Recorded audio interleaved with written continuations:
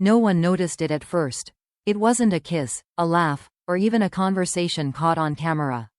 It was a pause, barely 2 seconds long, when Jamie Dornan walked into the room and Dakota Johnson stopped mid-sentence, her expression shifting in a way that didn't belong to rehearsed acting. Crew members would later describe it as a sudden drop in temperature, something you felt rather than saw. For years, the public believed their story ended when the cameras stopped rolling. Different lives, different relationships, separate paths carefully maintained for the world to see. Yet somehow, at unexpected moments, they kept appearing in the same orbit again, at private industry gatherings, closed-door events, or projects that seemed coincidental on paper.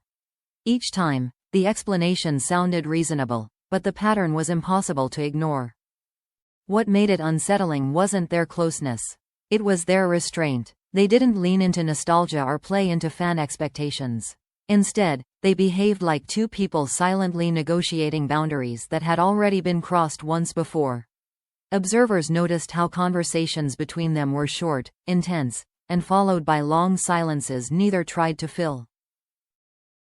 During one closed press interaction, a journalist asked a harmless question about on-set chemistry.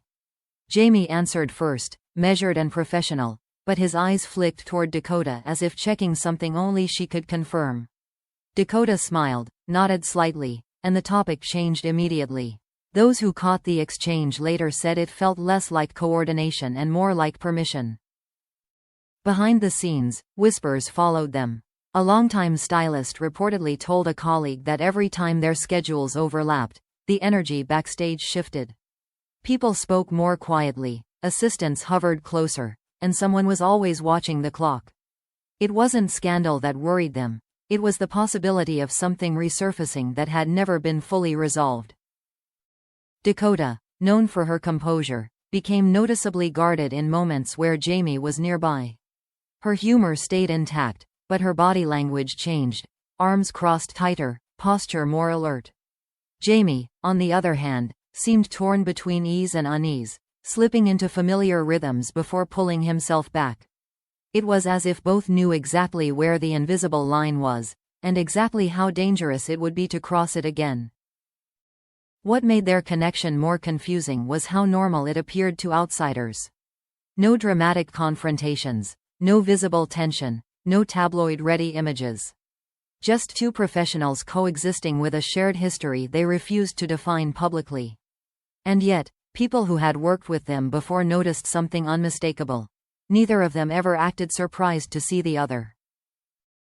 At one private after-party, a producer reportedly joked about how destiny keeps throwing you two into the same room. Jamie laughed politely, but Dakota didn't. She looked down at her drink and replied, almost under her breath, "Some things don't need help finding their way back." The room went quiet, and the conversation moved on, but those words lingered. Friends close to the situation claimed that both tried, in their own ways, to keep distance.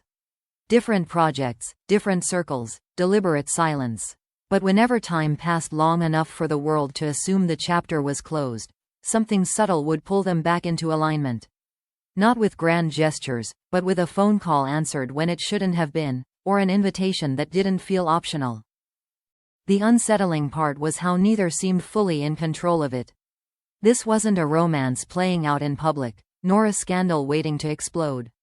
It felt more like an unresolved echo, something set in motion years ago that refused to fade. People close to them sensed it wasn't about attraction anymore, but about a moment frozen in time, still exerting pressure. As one crew member quietly put it, they act like people who know exactly what would happen if they stopped pretending nothing happened. That sentence spread quietly, passed from one insider to another, never confirmed and never denied. And perhaps that was the point. Because whatever kept Jamie Dornan and Dakota Johnson circling back toward each other wasn't visible on the surface. It didn't announce itself in headlines or photos. It lived in the pauses, the glances, the choices they made to stay composed instead of honest. And if this was only the surface, if these were just the visible ripples, then the question became far more unsettling. What kind of connection could survive years of distance, silence, and restraint, and still pull two people back into the same gravity without ever being named? The truth didn't surface all at once. It emerged in fragments, carried by hesitation rather than confession. Those closest to Jamie Dornan noticed that whenever questions drifted too near the past, he became unusually precise with his words, as if every sentence had been rehearsed to avoid one specific memory. Not because it was scandalous, but because it was unfinished. For Dakota Johnson, the shift was more internal. Friends described her as someone who could compartmentalize almost anything, except this. There were moments when a casual mention of a certain scene, a certain line, or even a certain city would drain the color from her face. She never explained why, only that some experiences don't stay on set when the cameras stop.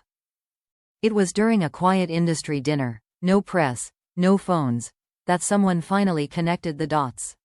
A former crew member, now distanced enough to speak freely, described a moment years ago that had never made it into any behind-the-scenes footage.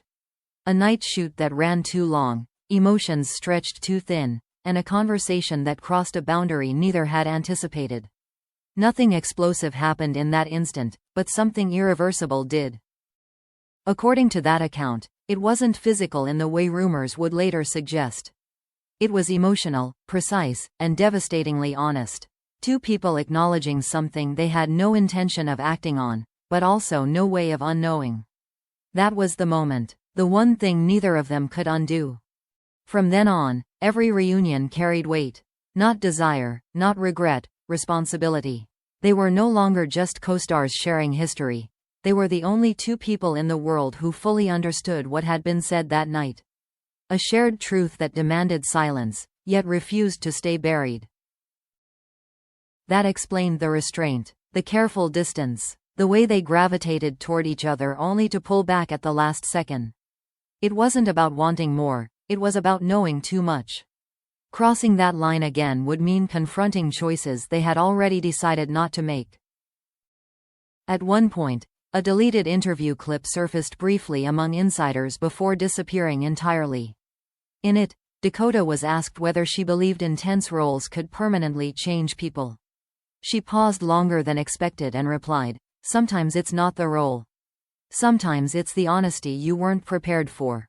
The clip never aired, but those who saw it never forgot the look in her eyes.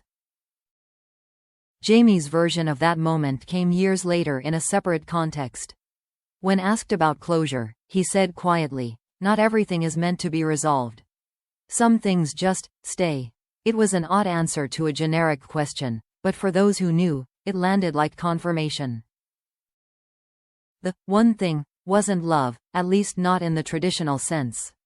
It was a shared emotional exposure that stripped away illusion. Once you see someone at that level of truth, you don't forget them. And you don't escape the gravity of that knowing, no matter how much distance you put between yourselves. That's why they kept coming back, not to each other, but to the moment. Each encounter was a reminder of who they were when no one else was listening. And each separation was an act of self-preservation. In the end, nothing dramatic happened. No public fallout, no grand confession. Just two people continuing their lives with a quiet understanding that some connections are not meant to be lived out, only carried. And perhaps that was the most unsettling part of all. Because the strongest bonds aren't always the ones that explode into scandal. Sometimes, they're the ones that survive entirely in silence, unspoken, unresolved, and powerful enough to pull two people back into the same orbit again and again, without ever needing a name.